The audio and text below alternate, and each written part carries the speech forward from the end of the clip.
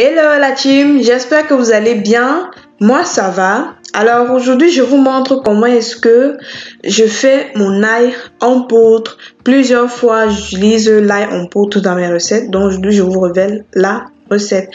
Donc je vous invite à rester jusqu'à la fin pour bénéficier, pour je vous montrer une astuce comment est-ce que je conserve mon ail plus longtemps.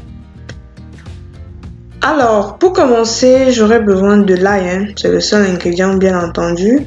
Moi, j'ai de l'ail ici que j'ai enlevé la peau. Et maintenant, je vais tout simplement hacher mon ail. Je vais mettre dans le hachoir et je vais hacher. Je rappelle que si vous n'avez pas de hachoir, vous pouvez utiliser un grattoir pour gratter votre ail.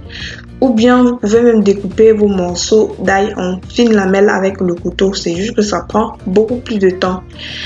Et après aussi, si vous voulez, vous pouvez ne pas découper ou bien hacher votre ail. Vous pouvez très bien déshydrater comme ça. Mais moi, je le fais parce que je le fais pour deux raisons. Déjà, pour que ça se déshydrate plus rapidement.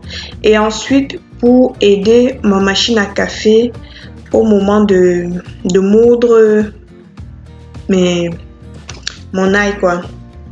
Donc regardez plus ou moins la texture que j'ai obtenue. C'est une question de choix personnel, Vous pouvez bien vous en passer, vous pouvez bien ne pas déshydrater comme ça. Donc je vais dire hacher comme ça, autant pour moi. Donc après avoir haché, je prends mon plateau, le plateau de mon déshydrateur. Je vais venir ajouter du papier cuisson. Je mets le papier cuisson juste pour que l'ail ne se verse pas dans le plateau, vu que le plateau a des grillages avec de grandes dents. Donc si c'est la première fois que tu arrives sur ma chaîne, je t'invite à t'abonner et surtout activer la cloche de notification pour être au courant chaque fois que je publie une nouvelle vidéo.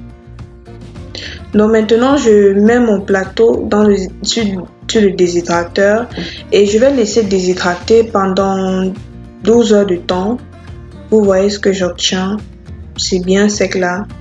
Donc pour savoir que c'est bien sec, ça ne doit pas vous coller entre les mains. Si vous sentez que ça colle un peu bien, il faut davantage déshydrater. Moi j'ai laissé pendant 12 heures de temps à 60 les 6 premières heures, ensuite 50 degrés. Donc maintenant, je vais mettre dans la machine à café et je vais tout simplement moudre. Si la vidéo te plaît, n'hésite pas à me laisser un pouce en l'air, ça m'encourage. Donc voici, j'ai déjà fini ma recette. Vous voyez, c'est aussi simple que ça. Le seul travail ici là, c'est il faut être juste patient. Parce que ça prend du temps pour sécher. Vous pouvez très bien sécher au four, je sais pas. Donc, comme je vous disais, l'astuce, les amis, pour conserver votre épice plus longtemps, c'est de mettre dans un contenant en verre, idéalement. Et de deux, dans un contenant qui se ferme de manière hermétique, donc il ne laisse pas passer l'air. Et de trois, vous devez le garder dans un placard. Dans un endroit qui n'est pas en contact avec la lumière, donc à l'abri de la lumière tout simplement. Donc comme vous voyez là, je ferme. Je sais que c'est assuré et quoi. Quand je vais cuisiner, j'aurai qu'à prendre une petite portion, une petite cuillère à café et le tout sera joué. Je peux conserver cela même plus de 3 mois en fonction de comment est-ce que j'utilise mon épice. Donc, merci d'avoir regardé la vidéo jusqu'à ce moment. Si tu n'es pas encore abonné, abonne-toi. Et surtout, n'hésite pas à regarder l'une des deux vidéos qui s'affiche là en fin d'écran. Moi, je te dis ciao pour une nouvelle vidéo.